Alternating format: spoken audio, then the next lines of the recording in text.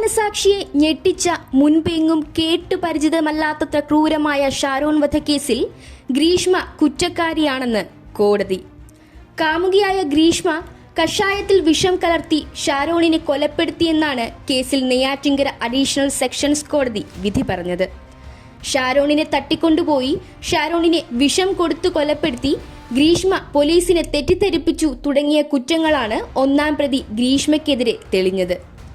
തെളിവുകൾ നശിപ്പിക്കാൻ കൂട്ടുനിന്ന 2-3 പ്രതികളിൽ രണ്ടാം പ്രതിയായ ഗ്രീഷ്മയുടെ അമ്മ സിന്ധുവിനെ തെളിവുകളുടെ അഭാവത്തിൽ വെറുതെ വിട്ടു. അതേസമയം മൂന്നാം പ്രതിയായ ഗ്രീഷ്മയുടെ അമ്മാവൻ നിർമ്മലകുമാരൻ നായർ കേസിൽ കുറ്റക്കാരനാണെന്ന് കോടതി കണ്ടെത്തിയിട്ടുണ്ട്. അമ്മാവൻ നിർമ്മൽ കുമാറിനെതിരെ തെളിവ് നശിപ്പിച്ചെന്ന കുറ്റമാണ് തെളിഞ്ഞിരിക്കുന്നത്. ഒന്നാം പ്രതിയായ ഗ്രീഷ്മയുടെയും മൂന്നാം പ്രതി നിർമ്മൽ കുമാരൻ നായരുടെയും ശിക്ഷാവിധി നാളെ കോടതി പ്രഖ്യാപിക്കും.